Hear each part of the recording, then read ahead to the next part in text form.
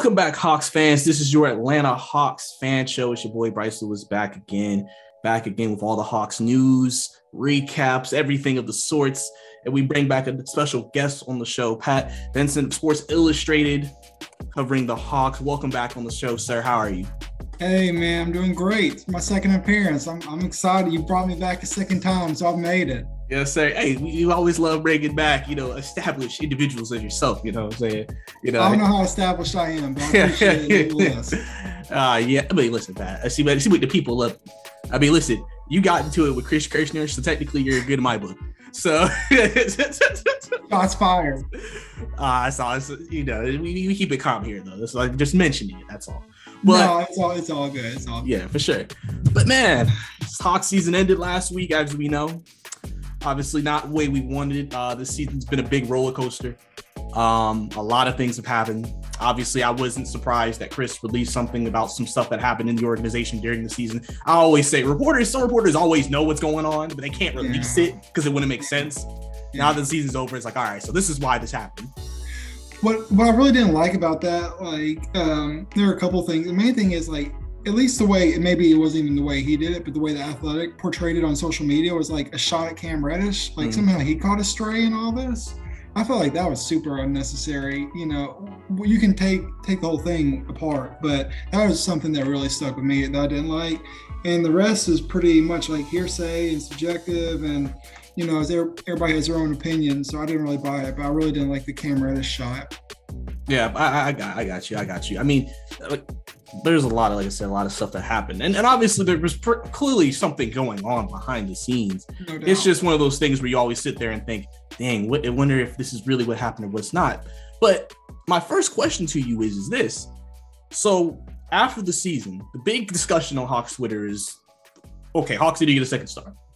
To get a second star, you're going to have to probably trade half your core. Yeah. Do you think the Hawks should pursue that route? Should they potentially try to just find other players to put around this core?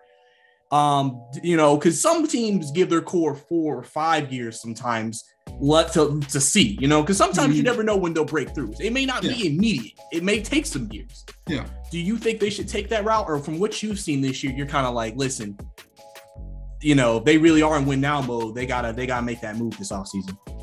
Well, I'm a Lakers fan, so it's hardwired into my DNA. Everything's win now. So that's where I'm coming from naturally.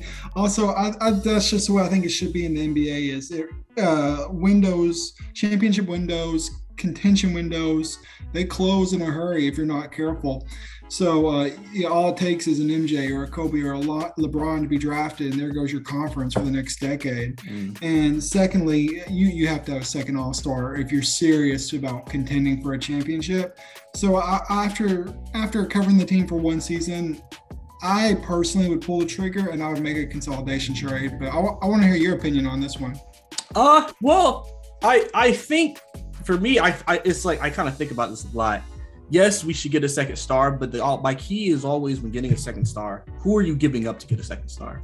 Particular star players I feel like wouldn't work because I said if we get a second star, he has to be a two-way. It can't be he's only good on one end, because I feel like if the issue is defense, more than likely the defensive players you have that can play are going to be traded away. So are you just going to bring in a bunch of 3-and-D guys and just basically hope we can outscore everybody? I mean, you saw what happened in Brooklyn. You saw what happened in Portland when you have two elite scorers, even though KD can play some defense, but really, they're known for their offense. And then the rest of the team's just not up to par. They're not great defensively. And so, you may be able to get lucky, get a couple of rounds, get to the maybe Eastern Conference, Western Conference finals, but I don't think that's going to guarantee you a championship like I think people want. So I just think it depends on who the second star is to me. So you're out on Donovan Mitchell.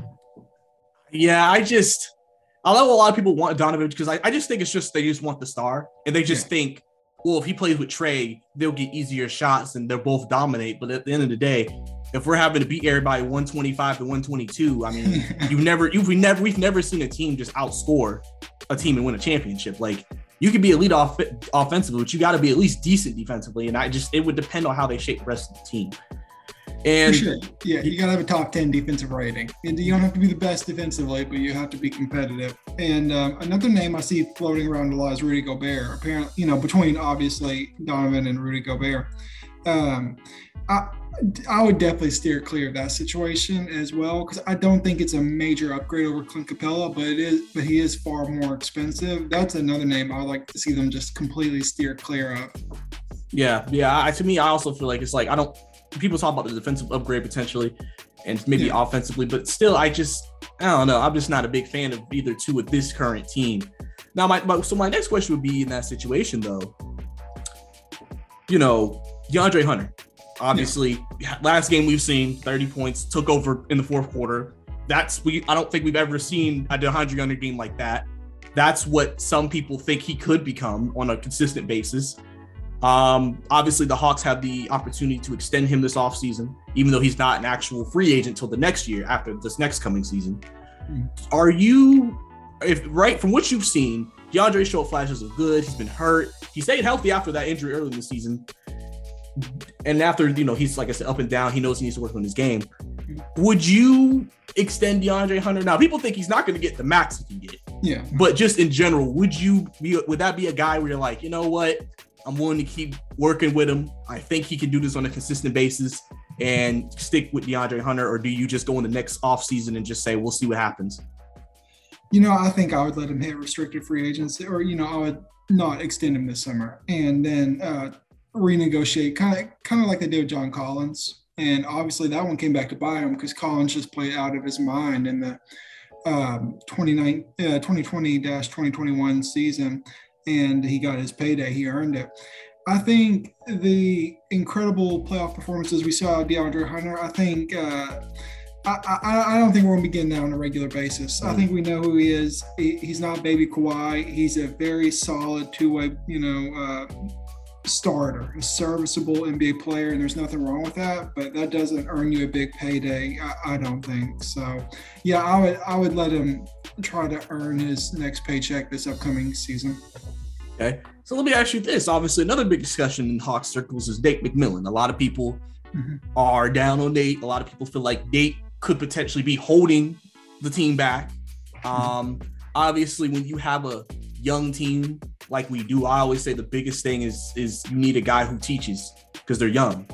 And Nate's made some comments this year that kind of show that he's not really in the service of teaching. He's just expecting them to reach that level. And then, certain people talk about, he's a decent coach. He can get you to the playoffs. It's not like he can't get you to the playoffs, but is he good enough to be a championship coach? Is he going to, I think, everybody kind of is looking at the series, how he got out coached by Eric Spoelstra, and just is like, I mean, should the Hawks consider a coaching change already? I've said that I feel like it's bad optics. If they do it, it's going to look bad. They just give him an extension, he fire him the next year. Other coaches are going to see that and think, well, if I don't have a good year with the Hawks in the first year, am I at risk of getting fired? So what do you think about Nick McMillan in that situation and everything? Yeah, I mean, he got out coached by Eric Spoelstra, but to be fair, 25 coaches in the NBA would get out coached by Eric Spoelstra, so that's pretty normal. Also, the Heat were a really bad matchup for the Heat. They were perfectly built to stop the Hawks. So, I think he's definitely earned at least one more year. I would like maybe shake up his coaching staff, maybe add some more pieces around him.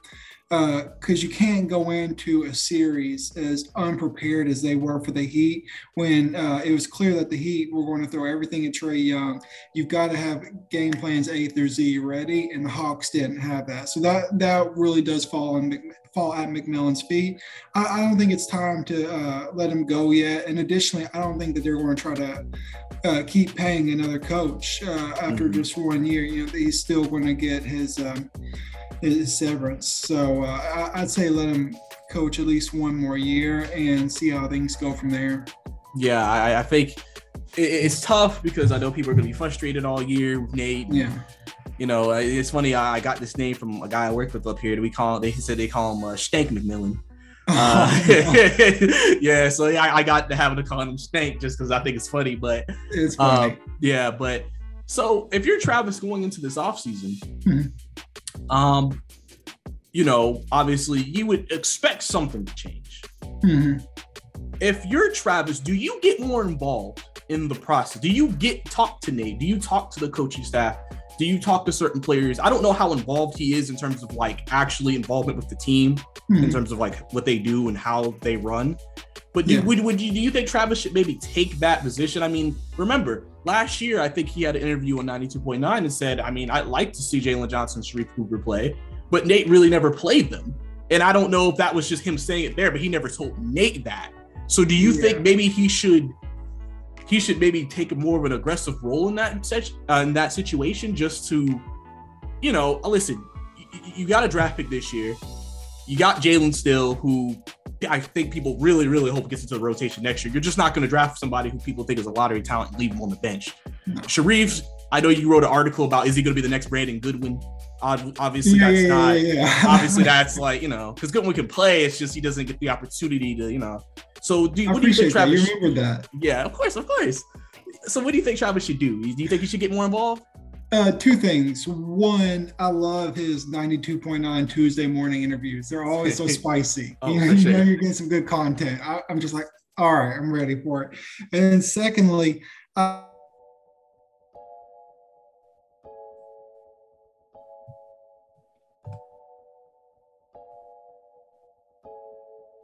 don't know how hands-on he is, to be honest. Maybe that's it. Maybe he needs to micromanage a little bit more, because he's done a good job of accelerating the rebuild. And I was talking today. I was writing up his annual year in review, and I just talked about how well he's done in his 3 short seasons with the team. Maybe that's it. Maybe he should be more hands-on, but I don't know, man. They don't tell me anything. That's for sure. So.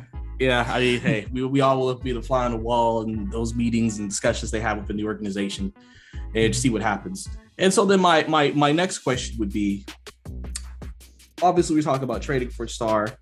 Is there any player outside of trade that you're kind of like, if you're the Hawks, do anything you can to hang on to him, so to say?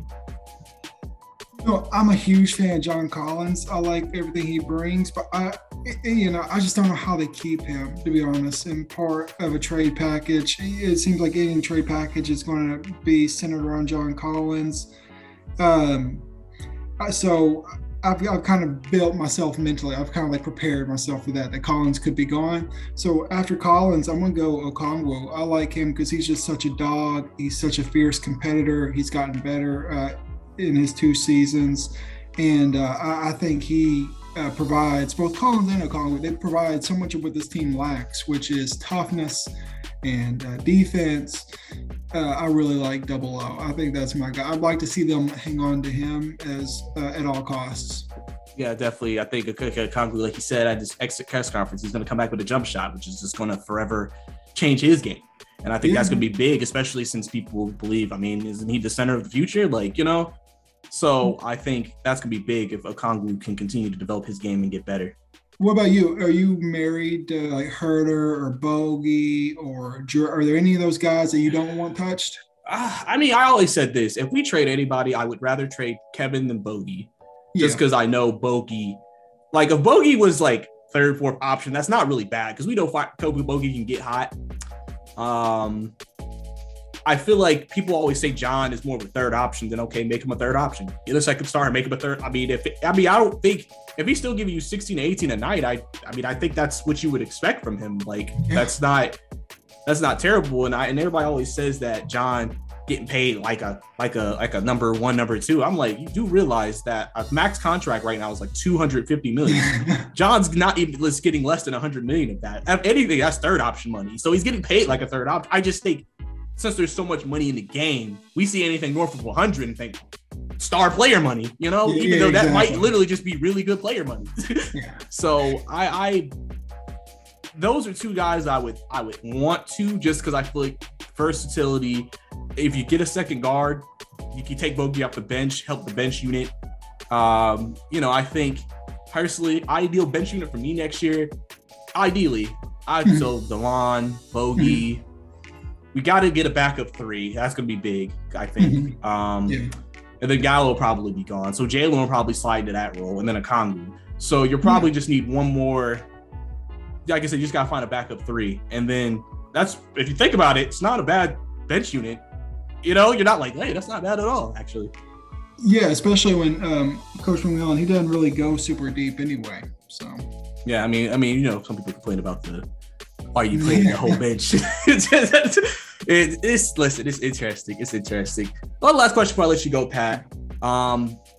Do you think first? Actually, this is a 2-part question. First, do you think Trae Young, from his first bad playoff, series, do you think he responds next year? And do you think we see a different Trae Young? And second, do we also see, is there a player this free agency that's not quote unquote a star, but you'd love to see the Hawks potentially look at picking up this offseason? To answer your first question, absolutely. Look at what Trae did this past season. They changed the rules on him, and he came back and he averaged career highs in 10 different statistical categories, became the second player in league history, the league in total points and assists. So yeah, I think he's going to come back a monster next year.